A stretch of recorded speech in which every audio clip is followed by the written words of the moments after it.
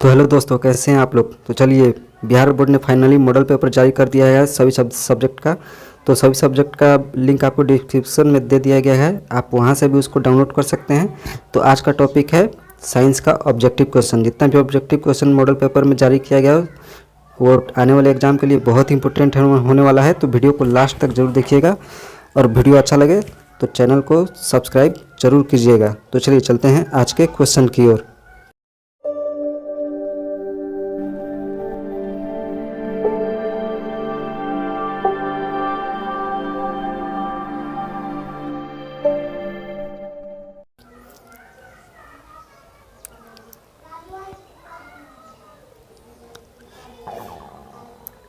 चलिए, हमारा एक नंबर क्वेश्चन है कि निम्नलिखित में से बताना है कि किसका अपवर्तनांक अधिक होता है। तो हमारा आंसर हो जाएगा बी, हीरे का अपवर्तनांक सबसे ज़्यादा होता है। चलिए अगला प्रश्न है अवतल दर्पण की फोकस दूरी क्या होती है। तो अवतल दर्पण की फोकस दूरी ऋणात्मक होती है।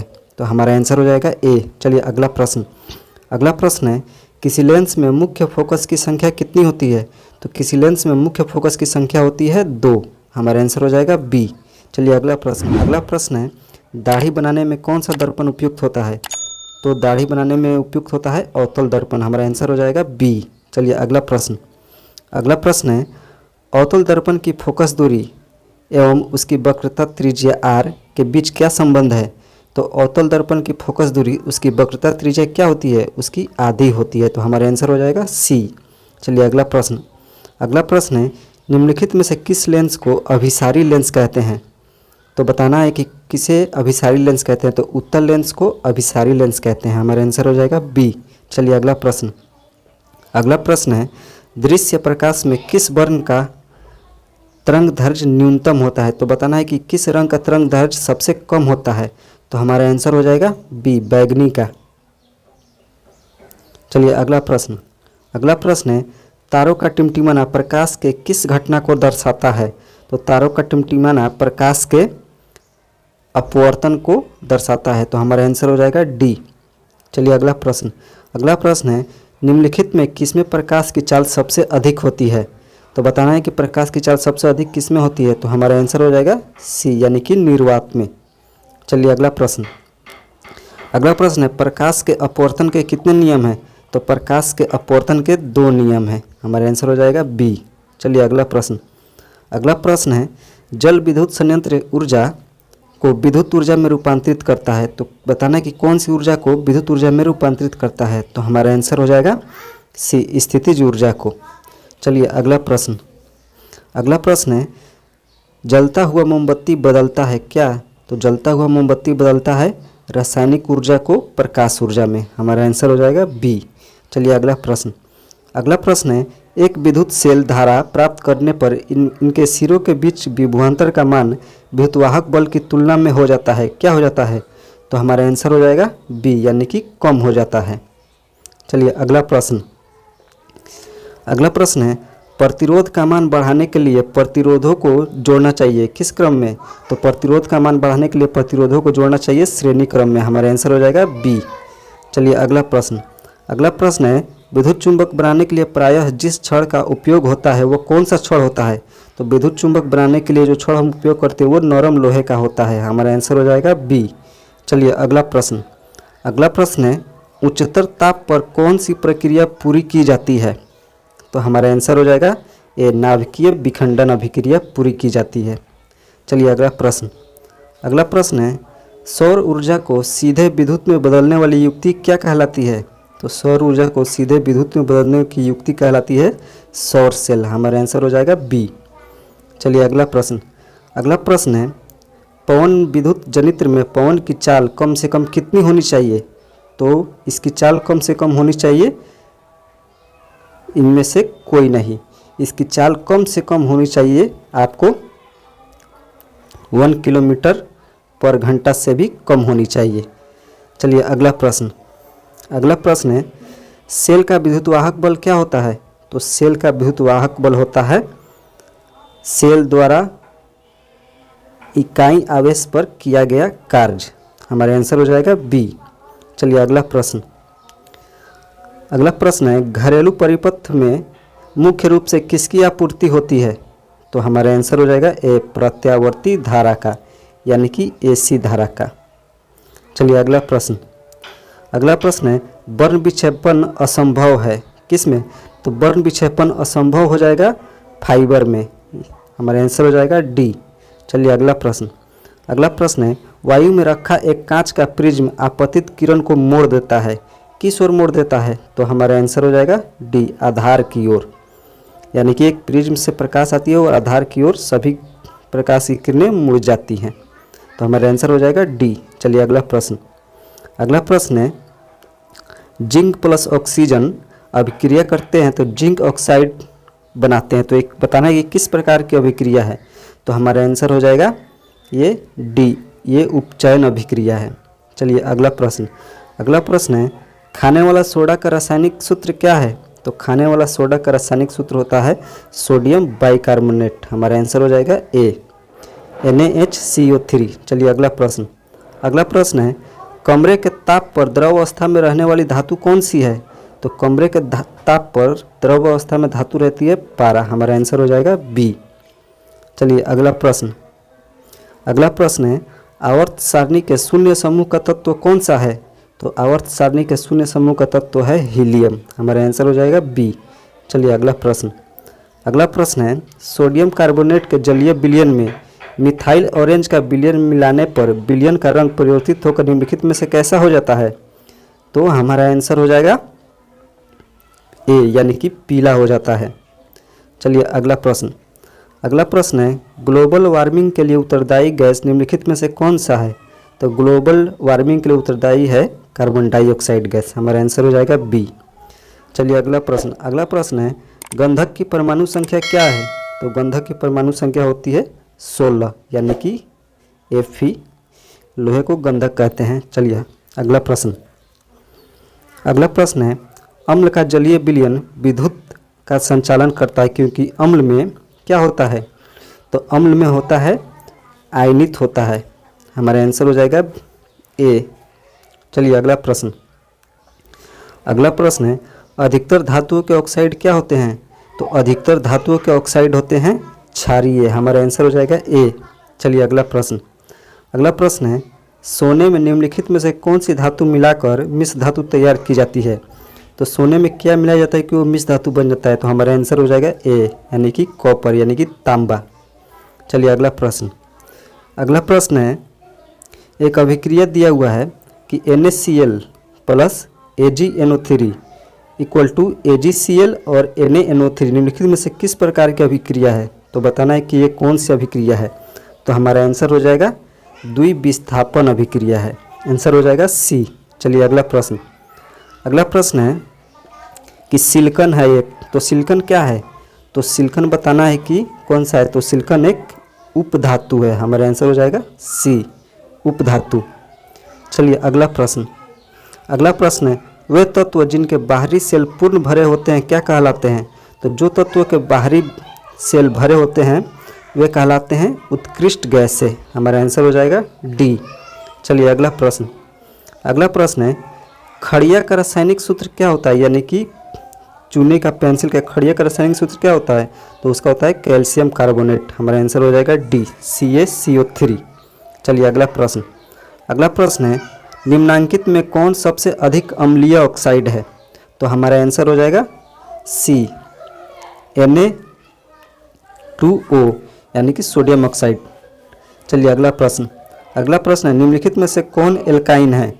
तो एल्काइन का सूत्र क्या होता है? एल्काइन का सूत्र होता है सी, हमारा आंसर एल्काइन का सूत्र होता है CnH2n। चलिए अगला प्रश्न। अगला प्रश्न है CH3OC2H5 का यूपेक नाम बताना है, तो इसका यूपेक नाम क्या हो जाएगा? तो हमारा आंसर हो जाएगा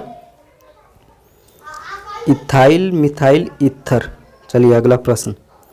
अगला प्रश्न है निम्न में से कौन यौगिक ईंधन के रूप में इस्तेमाल किया जाता है? तो हमारा आंसर हो जाएगा सी, एथेनॉल। चलिए अगला प्रश्न। अगला प्रश्न है सोडियम हाइड्रोक्साइड जिंक से अभिक्रिया करके निम्नलिखित में से कौन सा उत्पाद बनाता है? तो सोडियम हाइड्रोक्साइड जिंक से अभिक्रिया करके हमें बनाता है Na sodium zinc oxide plus H2O। चलिए अगला प्रश्न। अगला प्रश्न है बताना है कि धोबीय सोडा का रासायनिक सूत्र क्या है। तो धोबीय सोडा का रासायनिक सूत्र है सोडियम कार्बोनेट इंटू 10H2O। चलिए अगला प्रश्न। अगला प्रश्न है अम्लराज में सांद्र HNO3 और HCl का अनुपात कितना होता है। तो हमारा आंसर हो जाएगा ए, यानी कि 1:3 में। चलिए अगला प्रश्न। अगला प्रश्न है किसी अभिक्रिया में भाग लेने वाले पदार्थ को क्या कहते हैं। तो किसी अभिक्रिया में भाग लेने वाले पदार्थ को अभिकारक कहते हैं। हमारा आंसर हो जाएगा बी, अभिकारक। चलिए अगला प्रश्न। अगला प्रश्न है निम्नलिखित में कौन अम्लीय ऑक्साइड है। तो हमारा आंसर हो जाएगा डी, यानी कि सल्फर डाइऑक्साइड, ये अम्लीय ऑक्साइड है। चलिए अगला प्रश्न। अगला प्रश्न है निम्नलिखित में से कौन सा पदार्थ का जलीय घोल लाल लिटमस पत्र को नीला कर देता है। तो हमारा आंसर हो जाएगा बी, यानी कि क्षार। क्षार क्या करता है, लाल लिटमस पत्र को नीला कर देता है। चलिए अगला प्रश्न। अगला प्रश्न है स्वस्थ शरीर का पीएच मान कितना होता है। तो हमारे स्वस्थ शरीर का पीएच मान होता है, आंसर हो जाएगा हमारा सी, 7 से 7.8 तक। चलिए अगला प्रश्न। अगला प्रश्न है निम्नांकित यौगिकों में कौन जल में विलय है। तो हमारा आंसर हो जाएगा ग्लूकोज, यानी कि ये जल में घुलनशील। आंसर हो जाएगा डी। चलिए अगला प्रश्न। अब अगला प्रश्न है कि निम्नांकित में से कौन अम्लगम है। तो हमारा आंसर हो जाएगा NaHG, यानी कि सोडियम और पारा, ये एक अम्लगम है। चलिए अगला प्रश्न। अगला प्रश्न है निम्नांकित में से कौन सी धातु जिंक सल्फेट के विलयन से जिंक को विस्थापित कर सकती है। तो हमारा आंसर हो जाएगा डी, यानी कि एल्युमिनियम। चलिए अगला प्रश्न। अगला प्रश्न है ऑक्सीजन युक्त रक्त को हृदय से शरीर के विभिन्न भागों में ले जाने वाली रक्त वाहिनियाँ क्या कहलाती हैं। तो हमारा आंसर हो जाएगा डी, यानी कि धमनी। चलिए अगला प्रश्न। अगला प्रश्न है रक्त के हल्के पीले रंग के चिपचिपे द्रव्य को क्या कहते हैं। तो रक्त में हल्के चिपचिपे रंग के द्रव्य को कहते हैं प्लाज्मा। हमारा आंसर हो जाएगा सी। चलिए अगला प्रश्न। अगला प्रश्न है किन पौधों की पत्तियों पर स्टोमेटा अनुपस्थित होते हैं। तो हमारा आंसर हो जाएगा बी, यानी कि जलमग्न हाइड्रोफाइटस पर। चलिए अगला प्रश्न। अगला प्रश्न है किण्वन क्रिया पाई जाती है किस में। तो किण्वन क्रिया पाई जाती है, हमारा आंसर हो जाएगा ए, ईस्ट में। चलिए अगला प्रश्न। अगला प्रश्न है पूर्ण विकसित अंडाशय क्या कहलाता है। तो पूर्ण विकसित अंडाशय कहलाता है फल। हमारा आंसर हो जाएगा बी। चलिए अगला प्रश्न। अगला प्रश्न है कि ग्लूकोज का रासायनिक सूत्र बताना है क्या होता है। तो ग्लूकोज का रासायनिक सूत्र होता है C6H12O6। हमारा आंसर हो जाएगा बी। चलिए अगला प्रश्न। अगला प्रश्न है बताना है कि निम्नलिखित में से किसे पौधे का प्रकाश संश्लेषी इकाई कहते हैं। तो हमारा आंसर हो जाएगा ए, क्लोरोप्लास्ट को। चलिए अगला प्रश्न। अगला प्रश्न है अंडोत्सर्ग का कारण क्या है। तो अंडोत्सर्ग का कारण है LH। हमारा आंसर हो जाएगा बी। चलिए अगला प्रश्न। अगला प्रश्न है निम्नलिखित जीवों में किसमें अलैंगिक जनन द्विखंडन द्वारा नहीं होता है। तो हमारा आंसर हो जाएगा बी, पैरामीशियम में। चलिए अगला प्रश्न। अगला प्रश्न है प्रकृति में ऑक्सीजन का संतुलन कैसे बना रहता है। तो प्रकृति में ऑक्सीजन का संतुलन प्रकाश संश्लेषण द्वारा बना रहता है। हमारा आंसर हो जाएगा बी। चलिए अगला प्रश्न। अगला प्रश्न है भोजन के पाचन में निम्नलिखित में से किस रस की भूमिका होती है। तो भोजन के पाचन में इनमें से सभी की भूमिका होती है। हमारा आंसर हो जाएगा डी। चलिए अगला प्रश्न।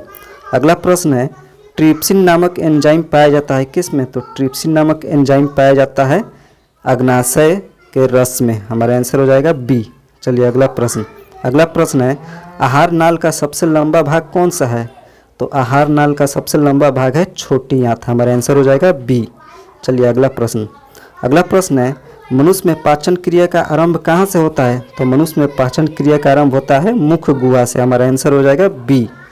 चलिए अगला प्रश्न। अगला प्रश्न निम्नलिखित में से कौन वसा के पाचन में सहायक होता है। तो हमारा आंसर हो जाएगा बी, लाइपेज। चलिए अगला प्रश्न। अगला प्रश्न है ग्लाइकोलिसिस की प्रक्रिया संपन्न होती है कहाँ। तो ग्लाइकोलिसिस की प्रक्रिया संपन्न होती है कोशिका द्रव्य में। हमारा आंसर हो जाएगा बी। चलिए अगला प्रश्न। अगला प्रश्न है ओजोन परत क्या है। तो ओजोन परत बताना एक ओजोन परत है एक।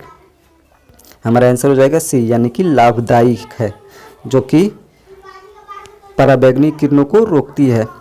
चलिए अगला प्रश्न है, निम्नलिखित में से कौन फूल में नर प्रजनन अंग है? तो हमारा आंसर हो जाएगा ए यानी कि पुंकेसर। चलिए अगला प्रश्न है, पौधों में श्वसन क्रिया के अंतर्गत एटीपी के टूटने से कितनी ऊर्जा मुक्त होती है? तो हमारा आंसर हो जाएगा ए यानी कि 30.5 किलो जूल पर मोल। चलिए अगला प्रश्न है, इथाइल अल्कोहल किस प्रकार के श्वसन से बनता है? तो इथाइल अल्कोहल बनता है अवायवीय श्वसन से। हमारा आंसर हो जाएगा बी। चलिए अगला प्रश्न है, रक्त में उपस्थित कौन सी कणिकाएं श्वसन गैसों के परिवहन में भाग लेती हैं? तो हमारा आंसर हो जाएगा ए लाल रक्त कणिकाएं। चलिए अगला प्रश्न है, पादप अपशिष्ट जमा होते हैं किस में? तो पादप अपशिष्ट जमा होते हैं इनमें से सभी में। हमारा आंसर हो जाएगा डी। चलिए अगला प्रश्न है, मनुष्य की आहार नाल का कौन सा भाग किसी एंजाइम को स्रावित नहीं करता है? तो हमारा आंसर हो जाएगा डी, इनमें से कोई नहीं, क्योंकि सभी भाग एंजाइम को स्रावित करता है। चलिए अगला प्रश्न है कि बताना है कि मूत्र की सांद्रता किसकी उपस्थिति पर निर्भर करती है? तो हमारा आंसर हो जाएगा बी एडीएच पर। चलिए अगला प्रश्न है, कौन सा हार्मोन पौधों की वृद्धि से संबंधित नहीं है? तो हमारा आंसर हो जाएगा डी एवसिसिक अम्ल। चलिए अगला प्रश्न है, मानव हृदय किस तंत्र का भाग है? तो मानव हृदय एक भाग है परिवहन तंत्र का। हमारा आंसर हो जाएगा